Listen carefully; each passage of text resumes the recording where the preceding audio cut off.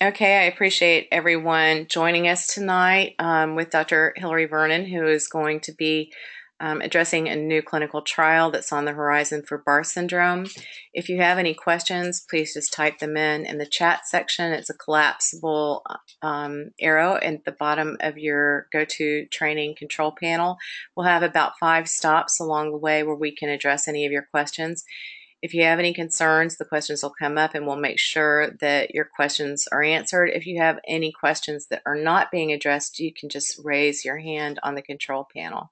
Many of you know Dr. Vernon. She is our doctor who heads up our birth clinic in Baltimore and has been with us for several years now. And we really appreciate you, Dr. Vernon, for leading this call. So at this point, I'll just let Dr. Vernon take it away. Great. Well, thanks everybody for joining. So this is really an informational presentation, and also I'm really encouraging a lot of feedback because a lot of what I'm going to be talking about is to give you an idea of what we're thinking, but also to know what you're thinking and see how we can modify things to best fit the community.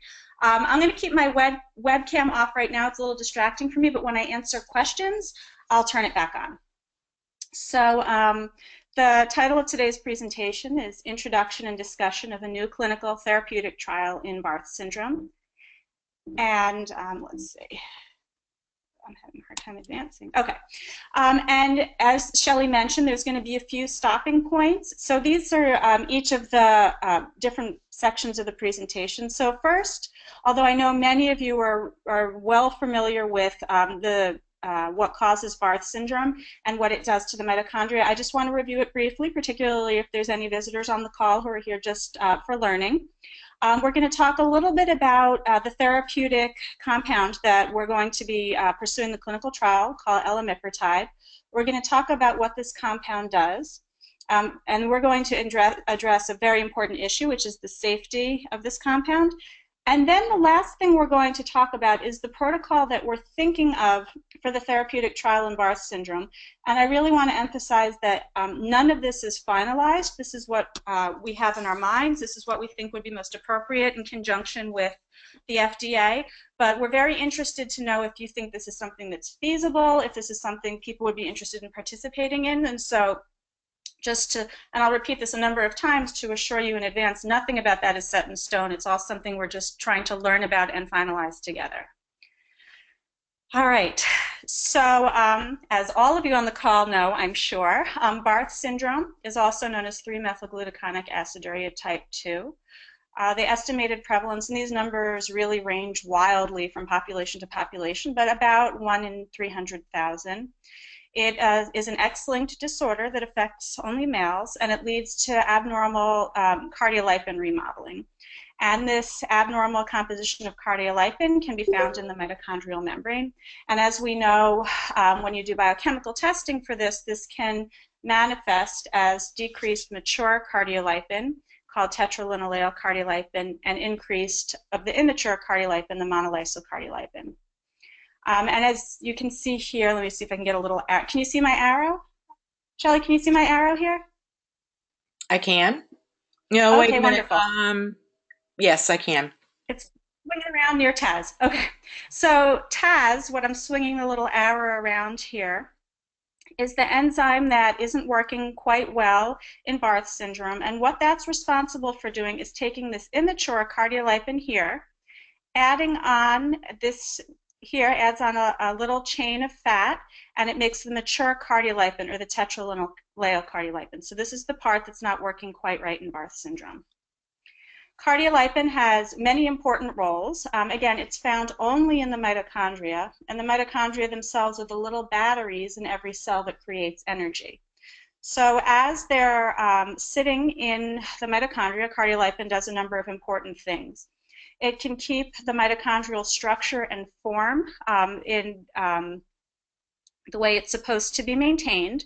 It does something very important in production of energy. It organizes mitochondrial supercomplexes, and this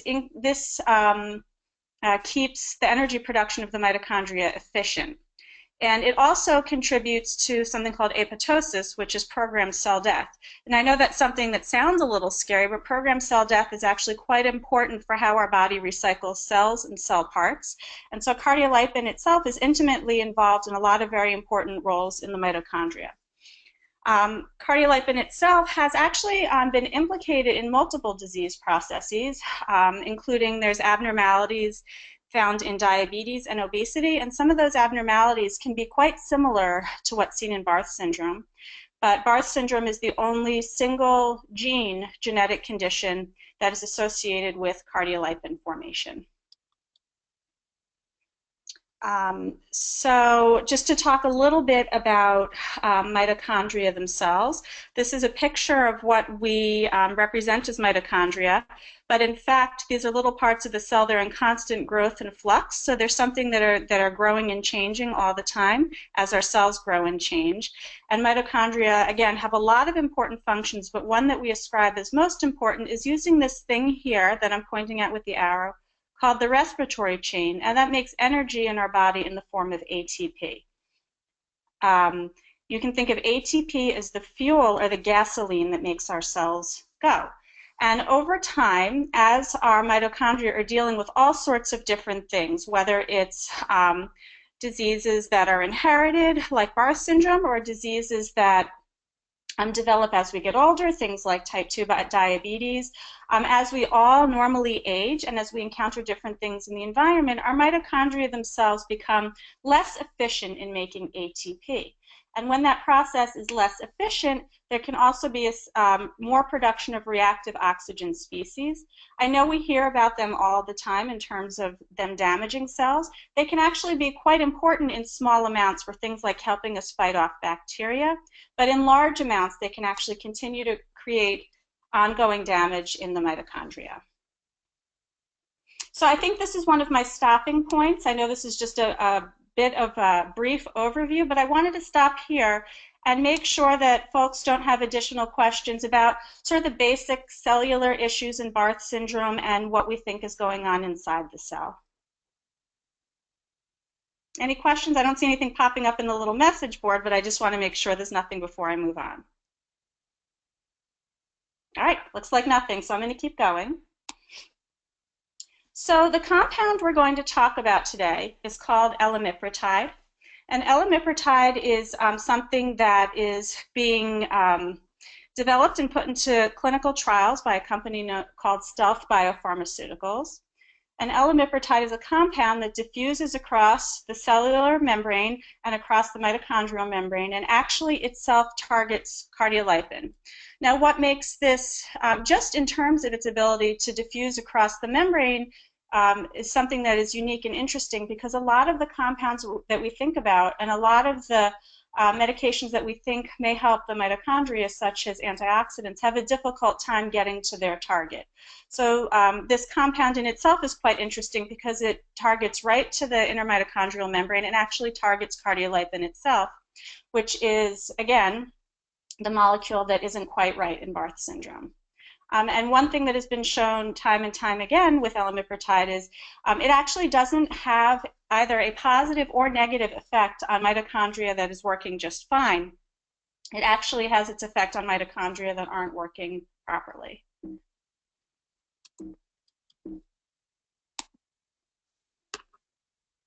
So I'm just going to show here something that is essentially preclinical, meaning this is some pictures that happened before this compound was moved into testing in human beings. And what we're looking at here is an animal model of a kidney. So these cells, these parts that I'm circling here with my arrow, are mitochondria. And this is a healthy mitochondria. So you can see here it's a nice oval oblong shape. It has these little stripes in it. These things are known as cristae. And this is the way a healthy mitochondria should look. Here next to it, we're seeing what happens when a mitochondria is deprived of oxygen. So this is something that makes it sick, and you can see it's now become kind of swollen looking and puffy, and it's lost those nice linear cristae that keep its function and structure properly in line. Now when this damaged kidney was pre-treated with elimipritide, before it was exposed to oxygen deprivation, you can see that it was able to maintain its nice cristae shape, and it was able to maintain the appearance of a healthy mitochondria, which was a really first bit of encouragement to show that this drug can, in a pre-treatment setting, can protect against mitochondrial damage and maintain mitochondrial structure and shape. All right. I'm going to pause here. I see a question came up. So let's see. So let's answer this question. Oh, I see it's in private. Shelley, do you want me to read it out loud? Yeah, it's private because it's to you. I'm Oh, trying I to see. pay you. Okay. All right. So the question that we have here is, if the drug targets cardiolipin and the boys are deficient in cardiolipin, how does that work? So the boys are deficient in mature cardiolipin, the tetralinoleal cardiolipin, but they're not deficient in the monolysyl cardiolipin or the immature cardiolipin. So we think that the drug will be able to still target that immature form of cardiolipin.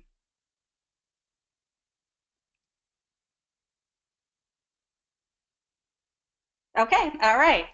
So what I want to talk about now is the safety profile of this compound. And when I was, so let me actually just step back a little bit and talk about how a lot of this came to be, because I think this is a good time to take a pause.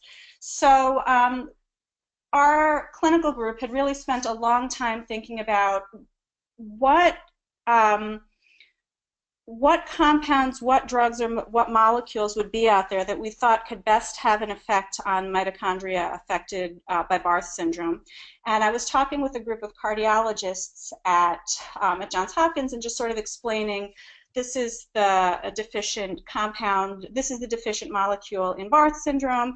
Do you all know of anything that could particularly target cardiolipin? Is there anything out there currently on the market that we could try?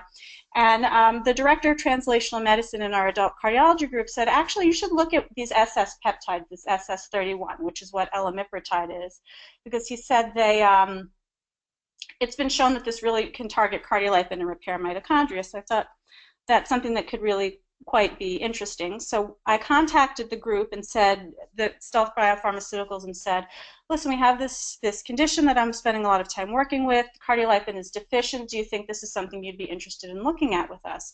And so we got into a number of talks about what we thought about this compound and Barth syndrome and what we thought we would be able to do. But actually, I wanted to put things on hold for a little while, because it's what was absolutely most important to me, was that there was proven evidence of safety for this compound before we even considered moving to thinking about using this for Barth syndrome clinical trials.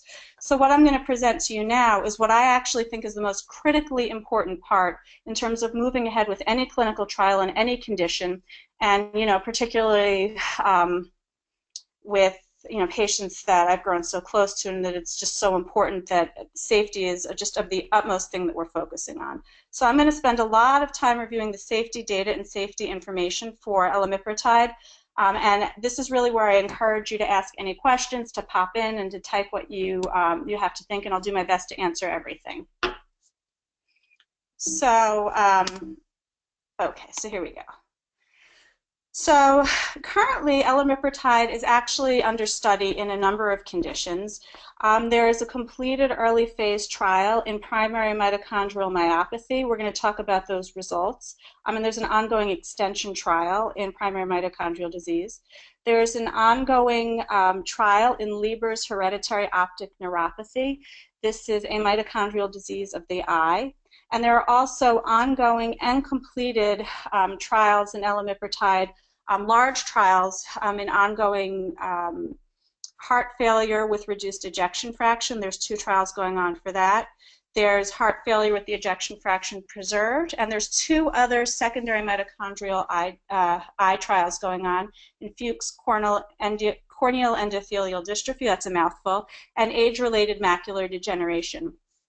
And so the Barth syndrome trial would actually be started after safety had been established in a number of other clinical trials. to review what happens to prove that a drug is safe before it ever sees patients. So the first thing that they do, and this is really mandated in any drug that might see a human, is to establish safety in animal models. So the first thing that keyed us in that this is something that's quite safe is animals that were given concentrations that were more than 20 times higher, more than 10 to 15 times higher than the maximum human dose that would ever be seen. It was shown that there was some histamine release, meaning sort of the way our body has an allergic reaction to a certain compound, and that showed elevation in heart rate and blood pressure changes. And again, this was at extremely high doses. So only when you get to doses that are 10 to 15 times anything higher than anything a human would see are any side effects seen in animal models. They were also able to establish in the laboratory that this drug doesn't have any effect in lung capacity, in other words, the ability for the lungs to work and take in air. It didn't have any effect on heart rhythm, and it didn't have any effect on red cell breakdown or hemolysis. Something else that any drug that is going to be introduced to humans is required to show is that it doesn't have a cancer risk. So elimipritide doesn't change the genes or the genetic information of the body. In other words, it does not induce cancer. And it's also been shown that this drug does not have any negative effects on fertility or on the embryo or fetal development. So all good news. This is for the pharmacologists among us. So this is a little bit technical, but I wasn't sure who was joining, so I wanted to make sure I got in some of these really important pharmacologic data. So the first thing to know is you don't have to induce a very high plasma concentration of the drug in order to have a medical effect. So in other words, you don't have to get anywhere near a dose that would even be remotely considered toxic in order to have a positive medical effect. So there's a wide chasm between what we need for medical effectiveness and what causes toxicity. So that's a good sign. That's a good sign for a drug. This drug itself doesn't have off-target receptor binding as far as we know. So there's not things that we're aware of that would cause untoward secondary side effects. When this drug is broken down naturally in the body, the things that it's broken down to are also not toxic.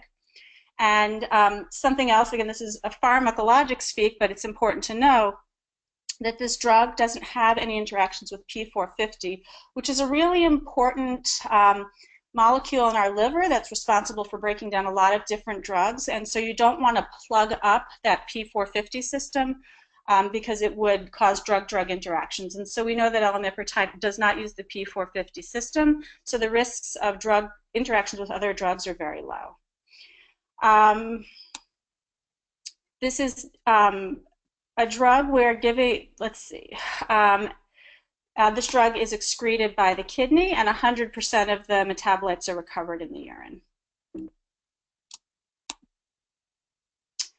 All right, let's pause here before I get into human exposures. Is there any questions about the laboratory evidence? Okay, sounds good. I see Shelley's message here, but there doesn't seem like there's any questions going on right now. So let's talk about what humans have actually seen elimipritide. So to date, and this data is actually a little bit old. So there's more than 450 patients and volunteers who have received this drug either via IV, subcutaneous route, oral, or ophthalmic, meaning drops in the eye, across 15 completed and 3 ongoing trials. The first thing I want to show you here is the vast majority of patients, here in blue, about 73.3% of the patients have received this drug via IV. The newer formulation, the subcutaneous form, has been administered to about 13% of the patients. There was an attempt to establish an oral administration form here that was given to about 9.5% of the patients, but unfortunately, this drug is not absorbed very well from the GI tract. It is broken down in the gut, and so this didn't prove to be a route that could be used in terms of medical use. So that's not something that you're going to see in later discussions. And then about 4.3% of patients have seen this in eye drops. Of these patients, about 77% received a single dose, 18.5% received about a week dose, and 4% received 4 weeks of this drug.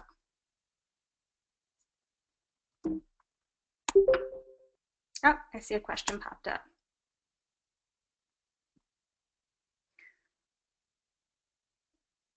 So this says, when are the other clinical trials finished?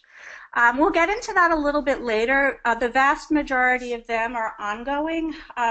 The mitochondrial myopathy panel, the mitochondrial myopathy trial, which already completed its initial 1 week phase 2, has an ongoing extension. So that's going to be several months more of those patients receiving ongoing administration of the drug. So I'm guessing several more months at least for that one. We'll have that information before we get started. How do you know how much drug to give? And that's from, okay, how do you know how much drug to give? So there is an established adult dose that we're going to discuss at the end. So for individuals about 16 years and older, and that's been established through pharmacokinetic studies that show how quickly the body can break it down. Currently, there are not established pediatric doses, but those studies are ongoing and they will be weight-based. I see the next question is, do any of these patients have Barth syndrome? And the answer is no. So we'll talk about the population of the mitochondrial myopathy individuals, and I'll show you a list of their diagnoses. I believe we left that slide in, but none of them have Barth syndrome, no. Okay. So I'm going to summarize the clinical safety studies that came out of the 400 and some odd patients that have already received this drug. So if you recall back to talking about the one side effect that was seen in animal models that received massive doses of this drug was evidence of something called histamine release, that allergic reaction.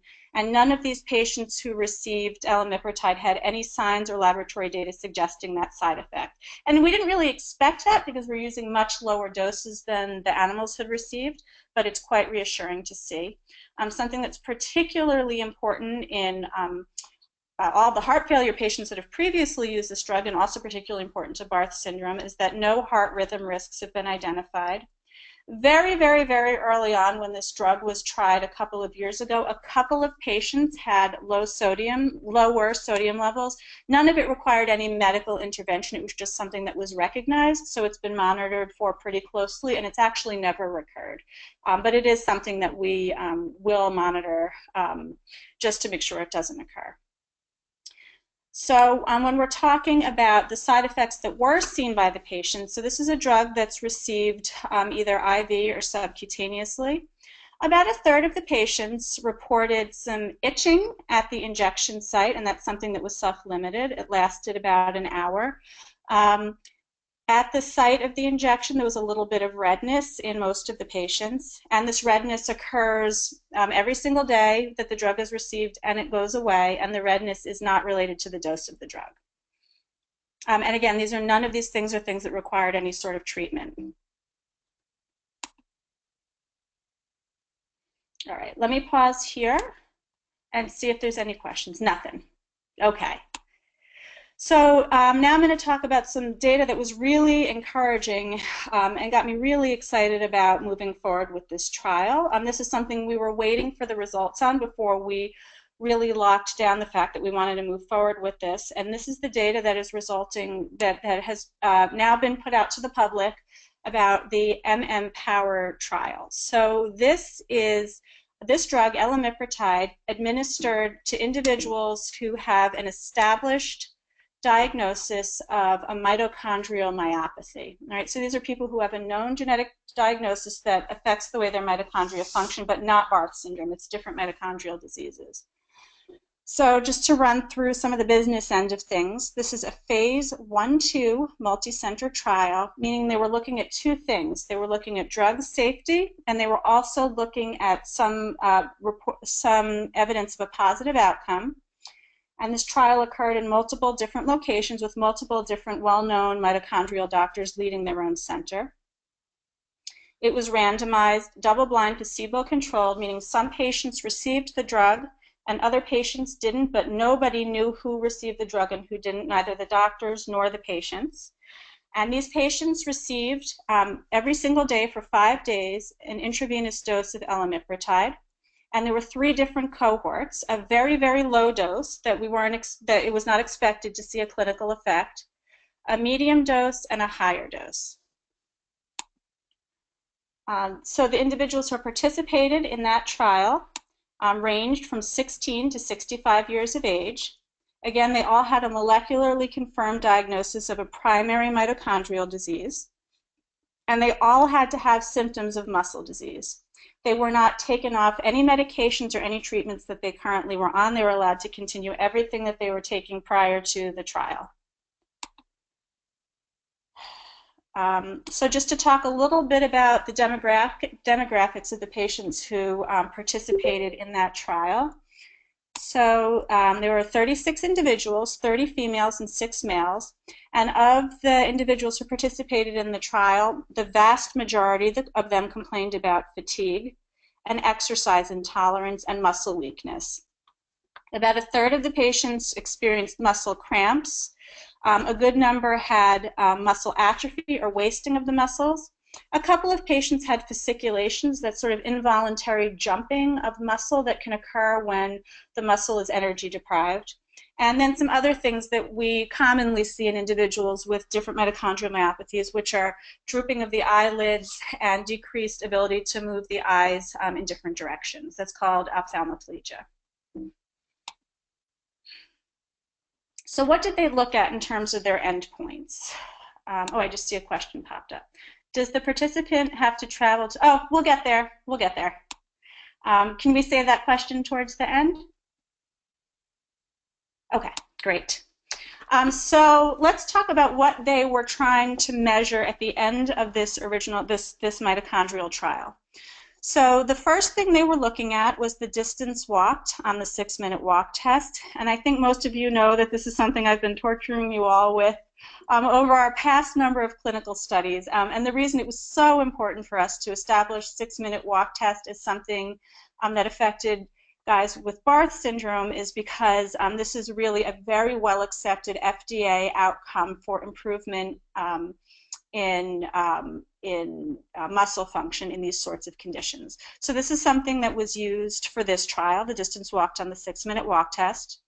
They also tried to look at VO2 max by cardiopulmonary exercise testing, CPET, and I think a number of you have done those exercise studies with the bicycle, so that was done in this trial also. They looked at symptom-based questionnaires, so things like quality of life and activities of daily living. And they also looked at a number of biomarkers in the blood that may or may not be related to mitochondrial function. And that's a little bit more of an investigational trial, an investigational outcome, and that would be considered a secondary outcome, meaning they didn't have to see something there in order to prove the drug was effective. And of course, very importantly, they were looking for any assessment of any adverse events, meaning anything that happened to the patients that could be participants that could be possibly related to this drug, and also to really review laboratory findings, making sure nothing untoward or negative was happening to anybody taking this drug. All right, so just to really review how they designed this trial, and it's a pretty careful trial. They were really being very careful about the safety outcome. So the first cohort here that I'm circling, this is cohort 1. This is the beginning of the trial. 9 individuals received a very low dose of elamipretide, and 3 individuals received placebo. At that point, they paused and took a look at the data with an independent safety monitoring board, just to be sure that patients were not having any negative effects, that at that point they should halt the trial to make sure no one was being hurt by elamipretide. And they did not see any negative effects, so they moved on to the second phase, cohort 2. So this is a different group of patients. 9 patients received an escalating or increased dose of elamipretide, and 3 received a placebo. Again, they took a pause there to make sure that they weren't seeing any negative or any scary things or any side effects happening at this dose.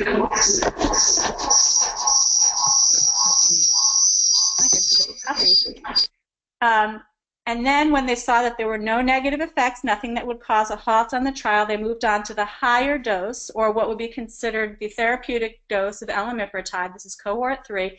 Another 9 patients received an increased dose of elamipretide and 3 received placebo. Okay, so this is just an outline to show you the design assessment. That's exactly what we spoke about. So they screened the patients to make sure they had a confirmed mitochondrial disease and looked at their baseline 6-minute walk test. They administered 5 days of elamipretide and then measured outcomes at both 5 and 7 days to see how patients did after infusion of the drug. All right. And this is the part that we really all found to be quite exciting. And when this was revealed at the UMDF meeting this past year, people were really quite excited about this data as well. So what I'm going to show you here, along the bottom, you can see the dose of the drug that different cohorts received. And you can see along the side the increase in meters in individuals to walk the 6-minute walk test compared to their baseline. Okay, so this is the amount of improvement individuals received after 5 days of the drug on their 6-minute walk test. You can see in placebo there was really no change. At the lowest dose there was no change. But when you start looking at increasing doses of the drug, individuals had an increasing and statistically significant increase in their 6-minute walk test. So individuals who received the therapeutic or highest level of the drug had an average of an increase in 50 meters on their 6-minute walk test, which is a quite significant change in ability to walk. So there's a question here is why did they use different people for each cohort instead of just increasing the dose? I think part of that was they wanted to be able to compare across doses. They didn't want to, they wanted to be able to use discrete doses of the drug and not worry about any carryover effects from the prior dose, so they could discretely see what each drug did for each cohort.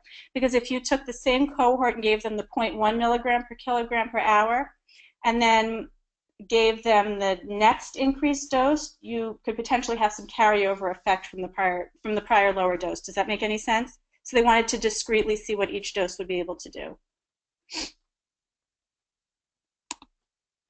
Okay.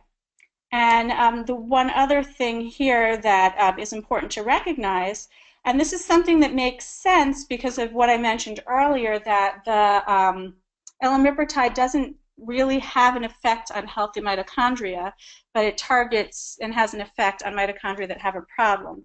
So that what they're showing here is the patients that actually had the poorest 6-minute walk test, so individuals who could walk very little compared to individuals who could walk a lot. The individuals who had the lowest 6-minute walk test had the greatest gains at the end of the test, meaning those who were most impaired had the greatest improvement by the end. And this is something that, I think was to be expected based on what we know about how this drug targets mitochondria, but it was still something that was quite exciting to see. So other efficacy findings. So now we're going to talk about other endpoints that we didn't necessarily see an effect. So when they looked at that CPET test, that exercise test on the bicycle measuring the VO2 max, this was something that was done in 29 of the subjects, and they really didn't see any changes. There were a couple of technical reasons why changes might not have been able to be seen. These are very difficult tests to do, and you're comparing setting to setting, so I don't think necessarily this is an efficacy we should abandon. I just think it's important to know that at this point, an effect hasn't yet been observed in the VO2 max. Questionnaires. Difference in overall questionnaire scores weren't different among treatment groups. And this last part is not surprising at all, is that biomarkers really didn't show any difference between treatment groups, and that's something that's been seen again and again and again in mitochondrial trials. I think this idea of a mitochondrial biomarker that really says something clinically significant has really dogged the mitochondrial community for some time, and we're still looking but haven't been able to find a blood marker that really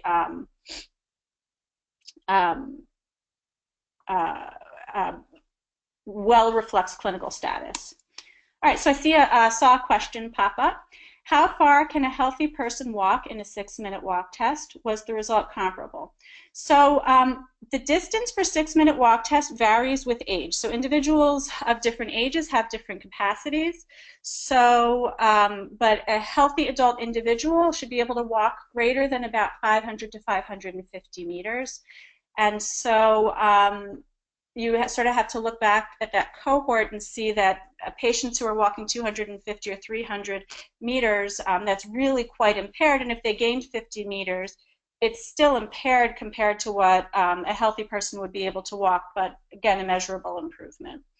Individuals who are already walking close to what would be typical for their age and height still maintained that ability.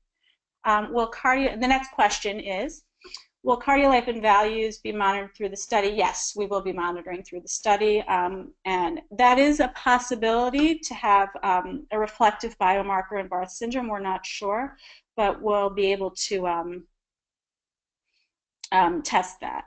And the next question is, so even though the 6-minute walk test was greatly improved, the patient didn't feel an improvement in symptoms. No, so that wasn't reported in the questionnaires. I don't know specifically what questionnaires were used, but it's important to remember that these patients only received the drug for 5 days. So I'm not sure how much of an improvement in impairment would be perceived in that short period of time. So we can really only look at the quantitative objective measure right now, and not as much the subjective measure of the questionnaire. So I see based on the questionnaire. Yes. So so again, I don't know what questionnaires were used at that point. For the study that we're planning, that I'll get to next, these are questionnaires that we have shown to be significant and reflective of Barth syndrome specifically. Let's see. The next question, is the CPET test one of those tests the guys did in the Todd Cade study? If so, shouldn't we expect to see an improvement? So I don't know Todd's results, as I only know what was, and I don't want to speak for his study. I only know what was reported at the most recent Barth syndrome meeting, and in effect wasn't reported, but there could be other data out there showing some kind of effect. So I honestly don't know. Again, it's important to remember that we're comparing Barth syndrome to other general mitochondrial conditions, so there may be very different effects. Okay, so it's hard for me to comment on that. All right. Oh, no, wait.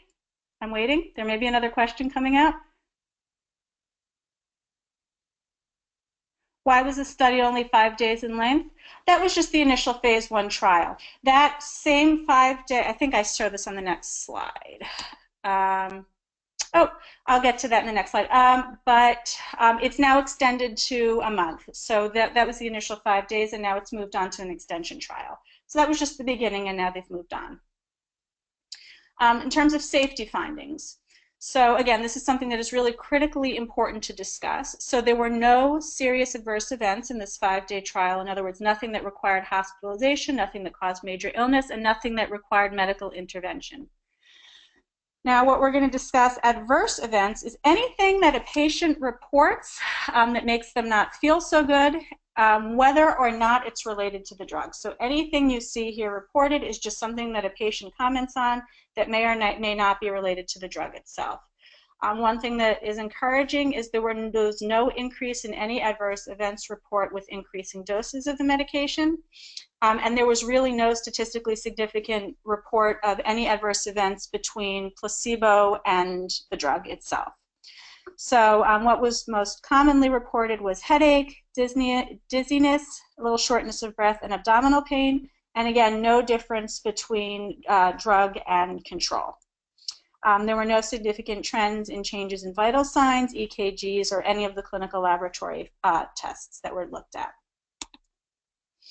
So in summary, in patients with primary mitochondrial disease with muscle weakness, muscle symptoms, this drug showed a significant improvement in the distant walk after 5 days of treatment.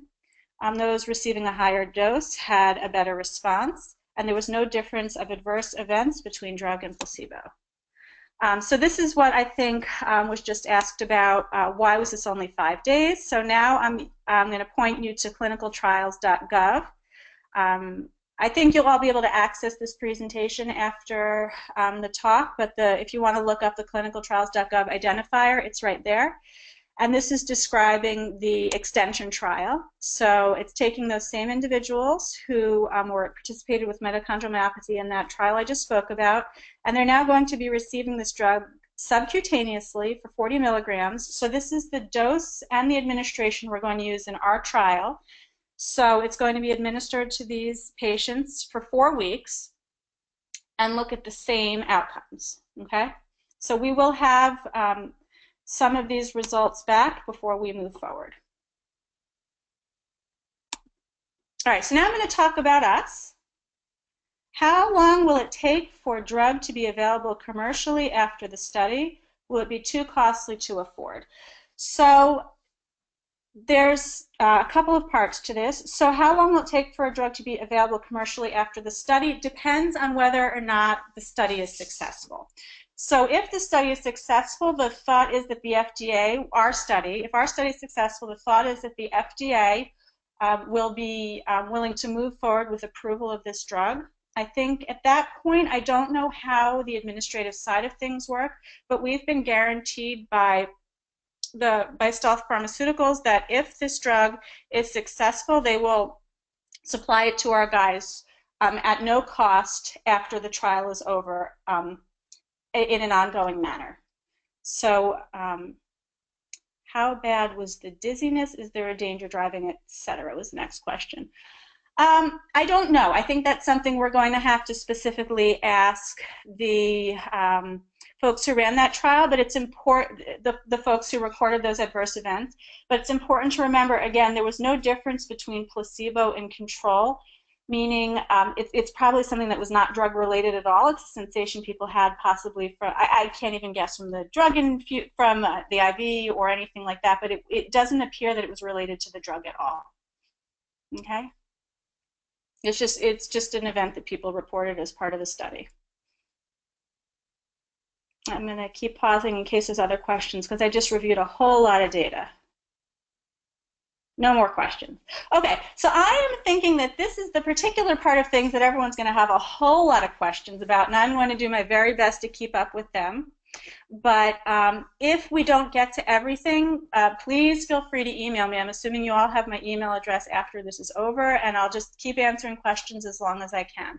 And this is really the part of things where I really, really, really would like your feedback to know what you think of this. Do you think this is doable? Is there something you would change about this? Is there some kind of outcome that you're interested in?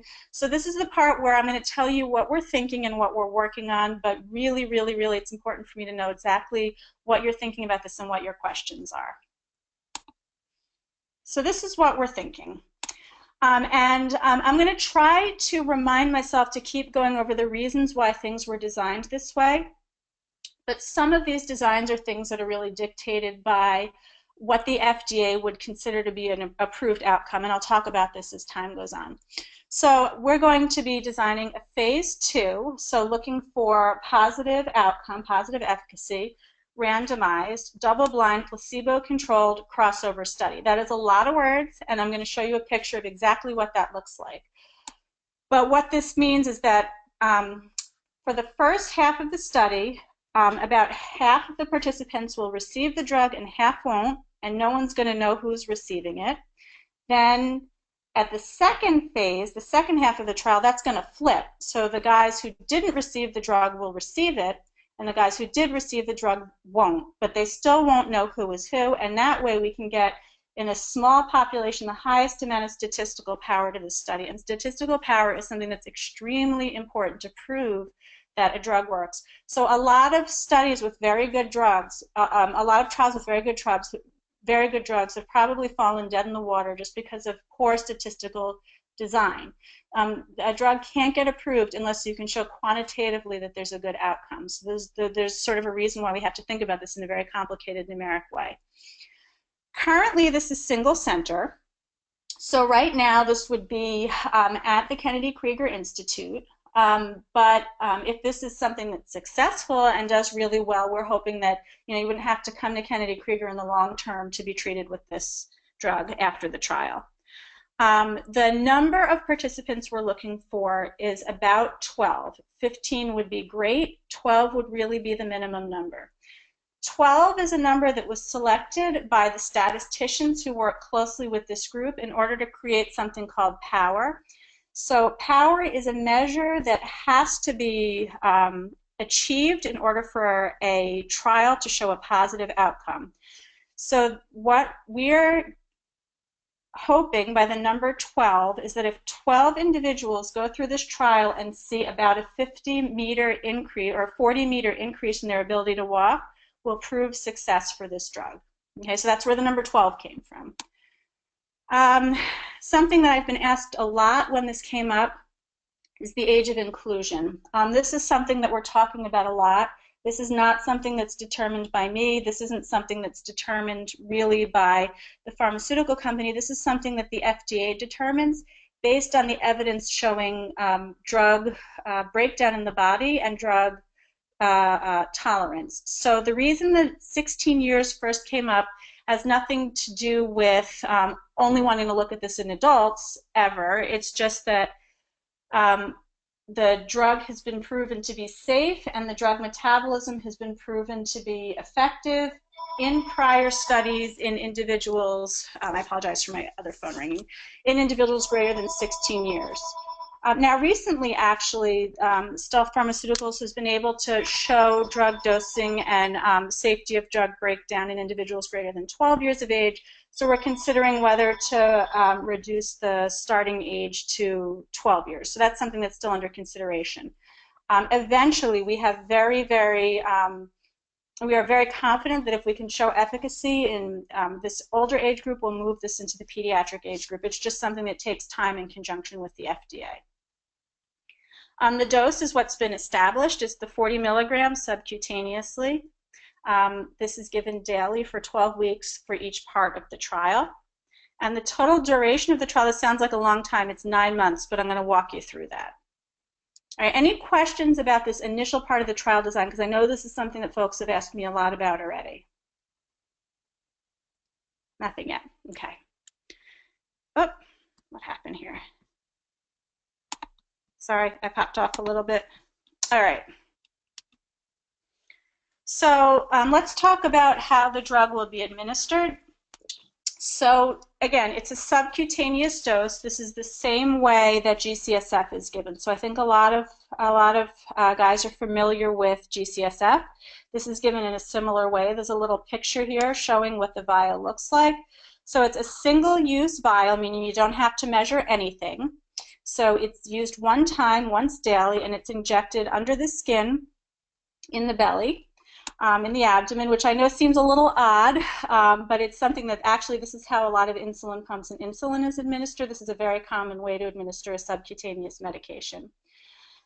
So there's a number of ways that this drug can be administered. When you come for the beginning of the trial, of course, we'll teach everyone how to administer it. Either the participant themselves or their parents could do it, or a visiting nurse can come to the house to do it as well. So there's a lot of different options depending on the person's comfort level with this, and as time goes on, if people gain more comfort. Let's see. Barth Syndrome guys do well with subtherapeutic doses of other meds. What if they can't tolerate that dose? You know, I think we're going to just have to really, we're going to be having an ongoing monitoring of any side effects. This is something that will be ongoing with the progression of the trial. So if we see anything untoward, of course, that's a time to stop and revisit the dose that we're giving. Okay. How often will you need to travel to Kennedy Krieger during the trial? We'll get to that. We're going to get to that next.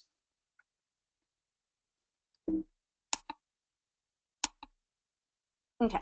Oh, just there's a nice little picture here to show you that when you come to Kennedy Krieger, you'll be given all of the drug that you need for the 3-month sections of the trial. So it's not like you're going to have to worry about running to a pharmacy to receive different shipments or awaiting different shipments to come to your house. You'll get everything you need for each section of the trial in one shot.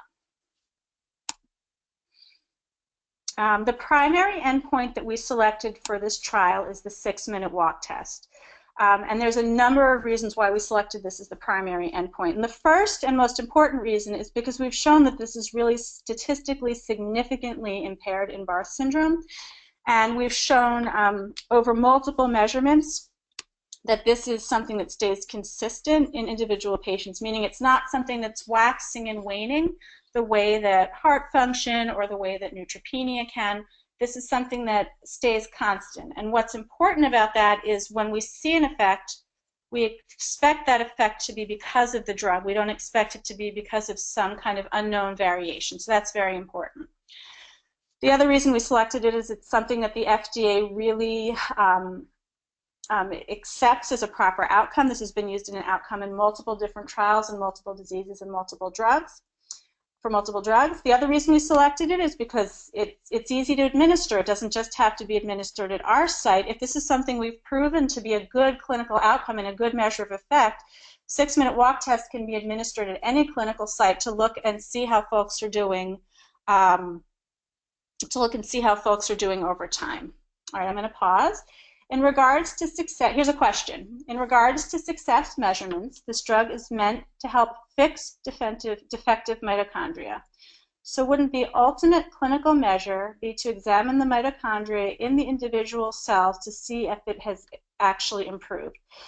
So that's actually a really interesting question. A lot of this work has been done preclinically. So some of these things Bill Poo is doing in his lab, and I don't want to speak specifically for him, but he's actually looking in the cells themselves to see that this improves mitochondrial function. But actually, this has been shown over time in multiple preclinical studies that it improves mitochondrial function.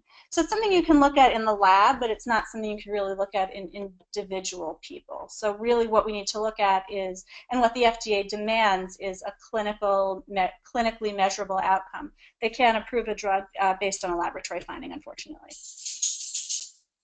so what about, here's the next question. What about those who are not able to participate in the 6-minute walk test? Would that exclude a person from participating in the study?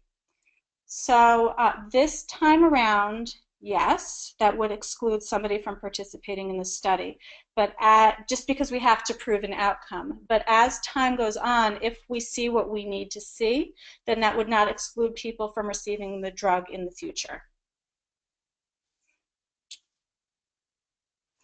Is there a max age for this trial? No, there's no maximum age for this, so just a minimum age. All right, so now we're going to look at this very complicated picture, and this is something I really, again, would just love some feedback on. It's very important to know what you think, because we need to design a trial that people want to participate in. There's no point in going through all this if everybody looks at it and just feels this is just, this isn't something I can do. Then we need to really go back and revisit things. So again, please, please, please look at this. Tell me what you think. Give me some feedback and let me know where to go from here. I'm going to pause. So here's a question. Do we think this drug will help with or even reverse neutropenia once the mitochondria are working more effectively? So I have no idea. We're going to certainly look for it. I would be thrilled if we saw an improvement in neutropenia. So it's one of the we're going to be looking at a number of secondary measures, and a lot of those are things that we know happen in Barth syndrome, but we can't quite prove, in other words, since it waxes and wanes, we wouldn't be able to effectively prove a statistical improvement, but I hope so. We're going to look for it. All right, so looking at the study design. So along the bottom here is what we're going to call each period. So we're going to talk about a screening period, treatment period 1, washout, treatment period 2, and follow-up. All right, so the screening visit, that's the very beginning, and this is where we basically talk to and review individuals who are interested in participating in this trial to see if they would qualify. So things that the first requirement is that someone have Barth syndrome, which I know seems silly, but it's actually, in some medical conditions, it's hard to exactly prove that someone has that condition. In Barth syndrome, we have a very easy way to do it. We just have to show that the participant has a genetic change in the TAS gene. So that's the #1 requirement. The number two requirement is that we just have to review and make sure that somebody isn't having any recent significant changes in their medication. So we need somebody's medication to be stable for about a month before they participate in the trial, because it's hard to know if someone is having ongoing clinical changes, if that's related to the drug or not. Again, these are all sort of technical things. Somebody needs to be able to complete the 6-minute walk test, but they can't complete it super, super, super well. So if any of our Barth guys are participating in marathons, we're probably not going to see an effect from this drug, and so we're not going to include them in this study. So it's folks who can complete the 6-minute walk test, but achieve about less than 450 meters, which is actually the vast majority of people that did this 6-minute walk test for us. So I don't think that's going to exclude too many individuals. All right, so now we're going to look at study treatment period 1. So participants are going to come out to Kennedy Krieger and stay with us for about 1 to 5 days at no cost to the family. So this isn't something you're going to have to pay for. And what we're going to do at the baseline visit is all of the tests that we're going to look for to see clinical improvement. So we're going to do a 6-minute walk test, all the things that a lot of you already do when you see us for physical therapy testing with Brittany. And I'll just review what those are. So those are 6-minute walk test, handheld dynamometry, something called sit to stand, which we did at our more recent study.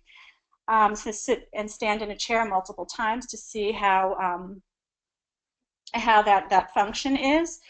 Some blood work, some urine work, things that we typically look for anyway. You'll have a physical exam with me. There'll be an echocardiogram and an EKG with Reed. So a number of things, again, that are already done on a standard clinical basis. Then what we'll do is observe the first dose of medication given to be sure there's no immediate side effects, and teach everyone how to use the drug. Then after that, you go home, stay home for go home and go about your daily business for the next 12 weeks.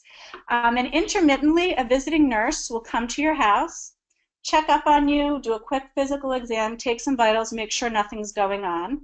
And in that treatment period, you'll also be given a little iPad device to just record in the morning how you're feeling, if there's any questions, and will also be ongoing assessments of any adverse events. So if anything goes wrong, we'd want to know about it immediately and assess exactly what the issues are.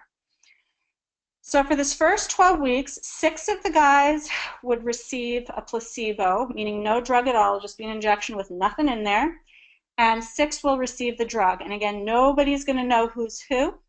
We're just going to just do this blindly.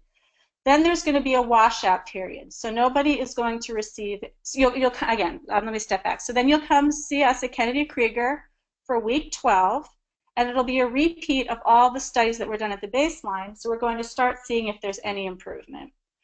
After that, there's a washout period. So those who receive the drug, we would expect it to wash out of their bodies, and the effect would no longer be lingering. And at that point, you come back for a baseline visit 4 weeks later. It's going to be a repeat of all those first studies that were done, but it's going to be a flip. So those who already received the drug will now get a placebo, and those who receive the placebo will now get the drug, and we'll repeat the same thing over again. Now, I know this seems hefty, I do, but this is the way we're essentially doubling the power from this study. So instead of really having 12 guys comparing placebo to control, it's going to be 24. So if you can see how that works. So it'll really give us a lot of power to figure out what's going on. Let me pause here. There's another question. What about potential adverse interactions with current medications? So as I mentioned, there are many drugs have been tested against this and haven't shown any adverse interactions. This medication does not interact with the P450 cytochrome, which is what a lot of other drugs interact with. There is one specific blood pressure medication, a peptidase, and I can't recall the name of it right now. It's very new on the market. No one I know is currently taking it, but that is a drug that could have a potential interaction, so that's something we wouldn't be able to include. Okay, but as far as we know, there's nothing else that should interfere. Let's see. Okay, Just again to review what we talked about and to add a little bit more data. So the screening period, and although this says lasts 7 to 28 days, it really is just that screening I mentioned to assure that everybody medically fits the criteria for the study.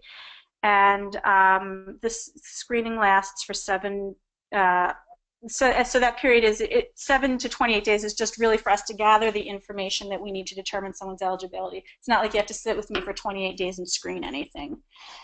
So let's see. Let me pause. Can I ask who is covering the costs? So this is a clinical trial that's covered by the pharmaceutical company. So that's pretty typical. Things that would be part of regular medical care. So if you're coming to do this trial as part of like the Barth Syndrome clinic and you're there for the trial, so whatever's done clinically would be covered by the typical insurance company, but all the study costs, all the study participation, that's covered by the company, by Salk. What if we don't get set 12 guys is at the absolute minimum to this? So yeah, so actually that is the number that we need to statistically prove that this drug would be effective. So the fewer people participate, the less likely we are to prove anything, which is it would be a real shame if this drug works, but we just can't quite prove it. So 12 is a tough number. But it's the smallest number we could get down to. All right, back to the screening period. So also during that screening period, I think we have a picture of this somewhere, there's a device that is attached to be a sticky pad that we're going to ask everyone to wear on their chest for 7 days. And the reason for this is it's actually a constant cardiac rhythm monitor, so to establish that that the cardiac rhythm is stable, that there isn't something that we would need to be concerned about in advance. And it actually measures ongoing activity. So we do rely a lot on patient reports on how much activity they're having, but this device actually gives us a really nice quantitative measure of how much everybody's walking. Everybody will have an iPad type device, and we'll ask them to answer about 10 questions about how they're feeling each day, and we're hoping this will help show not only the physical improvement but also the mental improvement, one's perception of their own activity. All right. And here's a little picture of the device that people are going to be wearing on and off throughout the study. So it's something that's worn under clothes. It's kind of small. It's not something that should interfere with anything about anyone's daily life. It's an established device made by Medtronic, and what it does is it measures ongoing, it's like almost has the effect of a Holter monitor. It measures ongoing cardiac activity, and it measures how much somebody's walking during the day, and it's constantly monitored by Medtronic. So again, I'm going to review this again because it's really complicated. Even for me to think about, which is why I kept putting the picture up here. So again, for trial 1, for treatment period 1, individuals are going to be trained on the self-administration of the study drug or the placebo. They're going to get the 3-month supply to take home. They're going to have a visiting nurse come to their house for treatments period 1, 4, and 8 to ensure that they're doing well and there aren't any issues. They'll wear that tracking system on and off so we can keep an eye on heart rhythm and activity to make sure there isn't anything untoward or anything worrisome happening with the heart rhythm over time. And we're going to ask everyone to complete their daily questionnaire in the morning. All right, and that will conclude at 12 weeks when they visit me again for another full assessment, and there'll be the washout period. Is it okay to use the Avivo with an ICD? Yes, it should be. We will confirm that with the company, but it should be fine. Let's see. Again, there's the washout period, and we're just going to ask folks to just continue to keep their daily symptom questionnaire. So that'll sort of be a quiet time.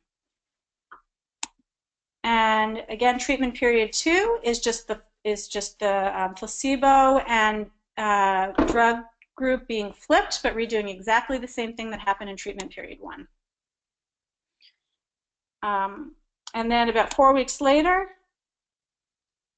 everyone will come back and we will just do a final assessment to see what lingering effects of the drug there are.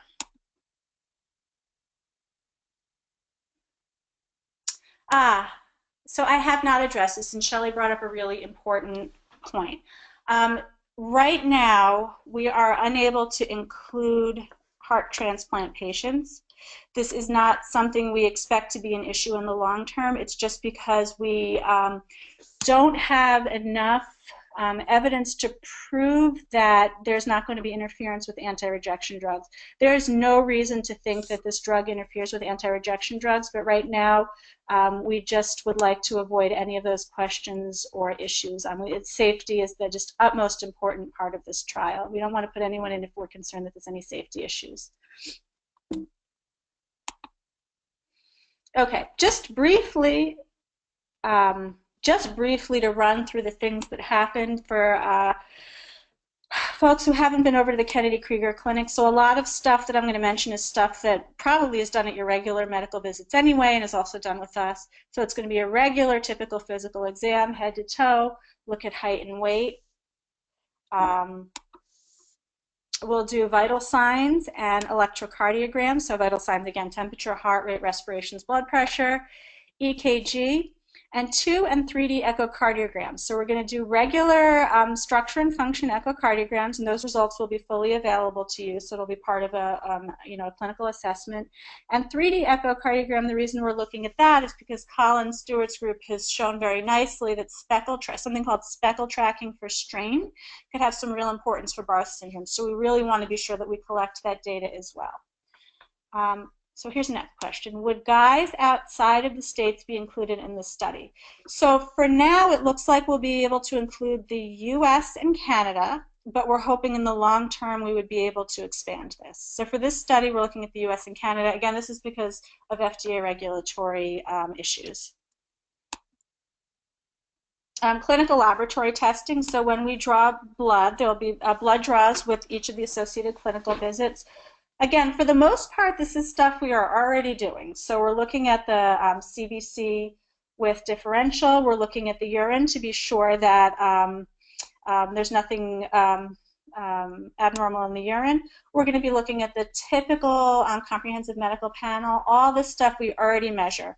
We're going to be taking a couple of cardiac measurements. I think some individuals already have this on a regular basis. This is looking at the BNP and the troponin, just looking at make sure there aren't any markers of heart dysfunction, and we'll be doing, again, cardiolipin ratios in everybody.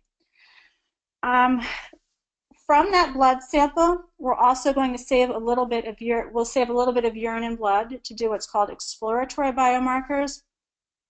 This is something I've done a lot of in the past. It's taking those same blood and urine samples just to look and see are there any other molecules that differentiate how folks are doing, because it would be really nice to have another biomarker in Barth syndrome. So that's not something that affects the trial outcome, but we're hoping we could get a nice little bit of other helpful clinical marker out of another helpful clinical marker out of this. So something we've tagged onto the study to try to learn a little bit more and do a little bit more. We talked about the questionnaires a little bit. So these are things that will be administered throughout the study to see how you're feeling and your perception of how you're doing. The sway is something that Brittany's done with a couple of you. It's kind of fun. I tried it today. I really enjoyed it. It's holding an iPhone device and looking and seeing how balance is. And we're not sure what we're going to see here, but potentially we're hoping to see an improvement. 6-minute walk test. Again, that's walking 6 minutes on a flat surface. Again, a really excellent measure of muscle endurance, of exercise endurance. And 5 times sit to stand test. So the amount of time that somebody can, the amount of time it takes for someone to stand up and sit down. This is a really good functional performance of leg strength. And it's something that folks do daily. So whereas the 6-minute walk test, not everybody walks continuously for 6 minutes. Most people stand up and sit down multiple times during the day. So it's something that really helps think about how people are functioning day to day. And handheld dynamometry. We're not going to be torturing everybody and looking at every muscle group the way we've done it in the past, because we found in a recent study that the knee extensors of both legs are the best overall marker of body muscle strength. And so we're just going to be looking at that this time around for this study. Oh, that's it. I think I got to the end. So let's go to the first slide and let me look at questions. Can we get the results of our son's last 6-minute walk test to see if they qualify? Of course.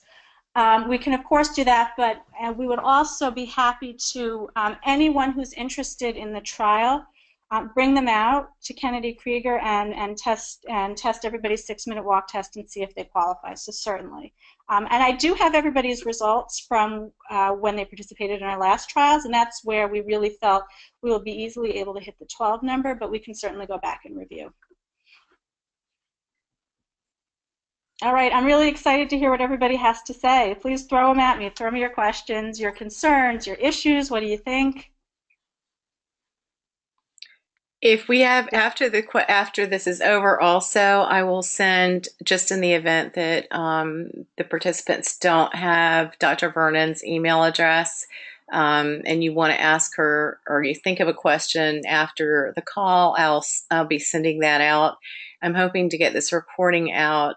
It just takes a little bit of time to convert it, but as soon as possible, because sometimes it's good to listen to these things again. And now the questions are pouring in, but I just want you to know that this isn't the only time that you have an opportunity to ask a question as well. I just emailed out my email address. So if we don't get to your question tonight, if it gets too late and everybody's just totally sick of hearing my voice and you just want to deal with this tomorrow, or if you want to mull over this and ruminate a little bit and you want to email me later in the week, that's fine. I'm, again, questions, concerns, anything. We So have Shelley, a you said few there's more, we have questions pouring in? a couple more questions coming in. All So right. they're coming in now. Can everybody see my email address? Not yet, but I'll make sure they get it. Does the drug company pay for travel for the Barth syndrome individual and a parent? Yes.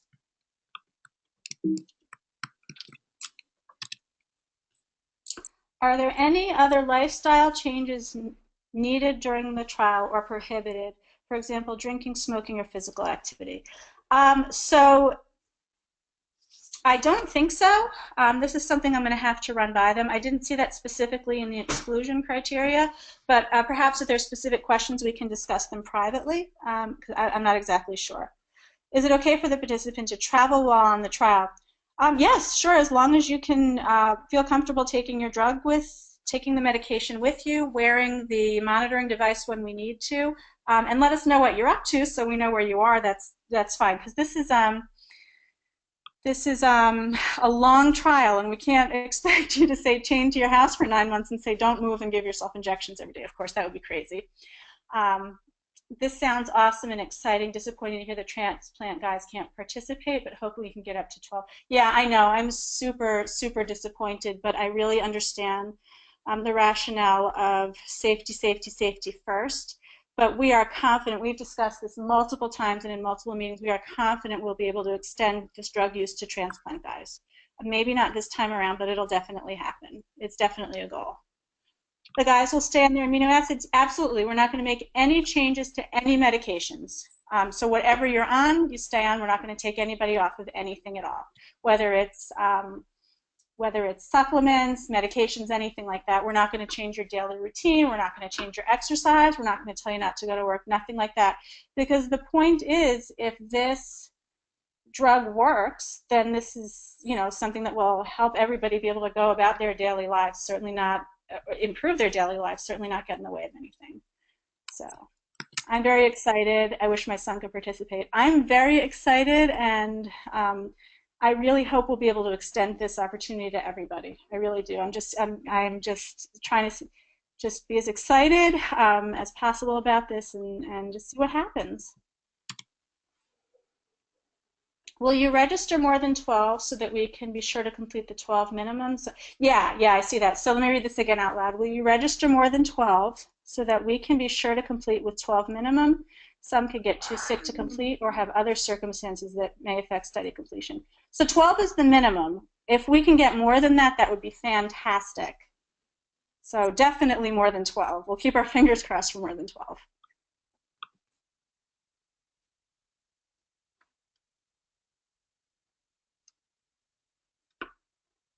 More questions coming? Ah, once the trial is over, will the participants be able to keep the drug? Yes, yes, they will be. So let me read it out loud again. Once the trial is over, will the participants be able to keep taking the drug even before it's approved by the FDA? Absolutely. So if there is a positive clinical effect and not worrisome side effects, we will do what's called an extension trial, meaning those who are already on the drug will continue to take the drug as part of basically an extension trial until it's approved by the FDA. When are we planning to start? So early spring, I think, is our goal. Um, the right now it's firming up the trial, seeing who's interested, getting this cleared through the FDA. We have to do Kennedy Krieger. We already had a meeting with Stealth Pharmaceuticals and the vice president of operations at Kennedy Krieger, and they've approved moving forward with this, which is a good sign. So now we just have to work out all of the administrative and contract stuff. So that shouldn't be too bad because everybody's already on board, but there's just a little bit more paperwork to do.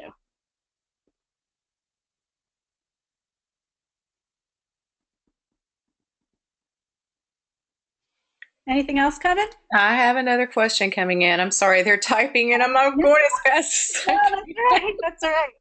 You're I doing a think great I job need some, monitoring I it. think I need some medicine to just be able to keep up with it. Okay, it's coming. If the study goes well, how long after the trial would it take to be available to those less than 12 years of age? Would there be another study needed for boys under 12? So actually, I don't know the answer to that. That's something I'm going to have to talk to the Stealth folks about. I know already that the studies are ongoing to prove metabolism in children. So I'm hoping not too long, but I don't know precisely. And the question is, would there be another study needed for boys under 12? I don't know. I'm going to have to look into that. Everyone who wants to participate goes to Kennedy Krieger first, then the decision is made if they are accepted. So I think what we should do, the best thing to do, is not drag everybody out if they're going to have something that will easily exclude them from the trial. In other words, something that is very easily excluded, like for say someone doesn't have Barth syndrome, for example.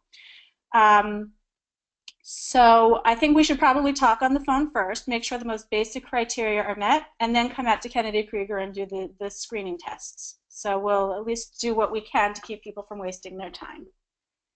The next question is, if somebody does not have a confirmed diagnosis, can they get paid to go to Baltimore before the screening? So I think if someone doesn't have a confirmed diagnosis, they should call me or email me or contact me, and we will confirm the diagnosis before they come see me. So it says he has a presumed diagnosis of Barth, not official. So we should work together to do the confirmed diagnosis before we drag you out to Kennedy Krieger and spend your time. So we would do that for you.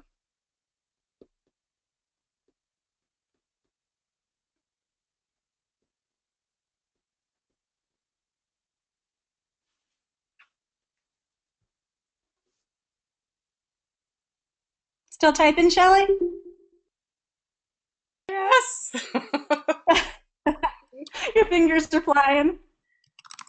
It might be just easier. So, what about there are some older guys who have been with the group for quite some time. We're fairly, Mm-hmm. I mean, we know that they have Barth syndrome or a mutation for Barth syndrome, but Mm-hmm. the family does not have an official test result Yeah, that you would expect to see from a commercial laboratory. So I think we that would take goes to care of this last question as well. For if it's presumed that they have Barr syndrome, um, the study would be done they would be screened for it. yeah. So we will confirm, we'll do a genetic confirmation before you come out to see us. So if that is your situation, and you're interested in participating in the trial, just contact me and we'll get the test done and make sure that at least we meet that most important criteria. Well, this is an exciting question. You'll let us know when it's time to volunteer via the listserv. Yes, we will. We will put everybody on blast notice when we're starting to collect people. It would be super helpful if you could just shoot me an email now. You don't have to commit. I promise this is not a commitment. Just to let me know you think you're interested, so I can get an idea of who's out there that thinks this is a reasonable protocol, that it's not too much for them. But I won't hold you to it, I promise. And Hillary, here's another question. The question is that has there been challenges with other mitochondrial groups recruiting enough participants to participate in this study?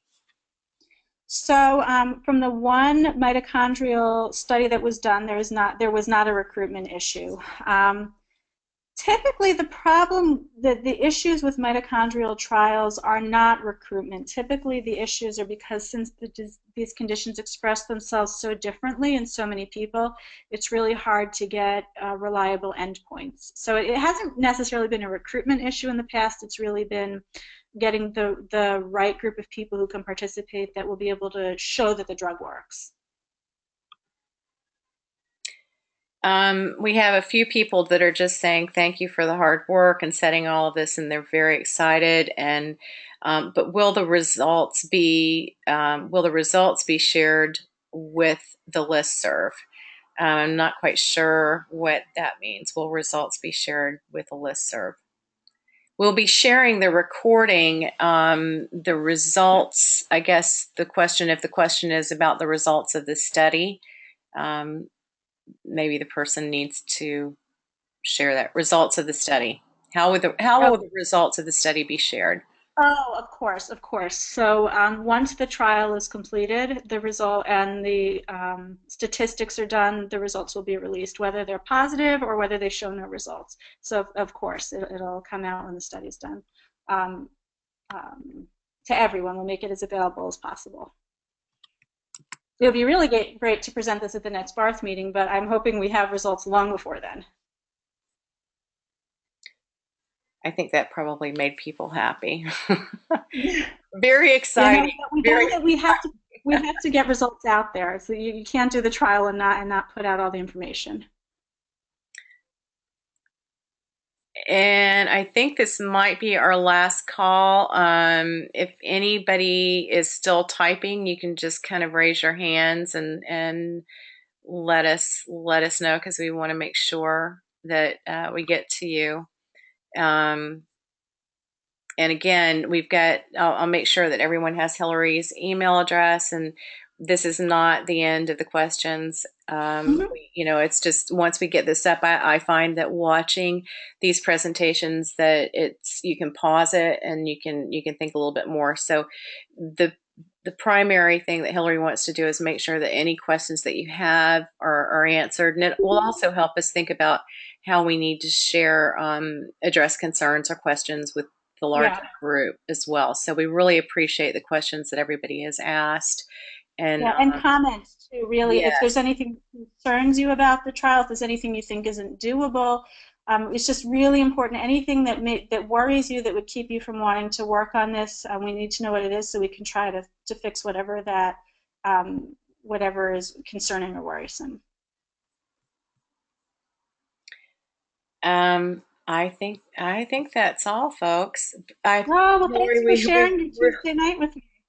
we really appreciate you giving us your time as you always have done, and we thank you for this presentation to answer questions and to continue the dialogue about these exciting times and these treatments that are on the horizons for boys who have Barth syndrome.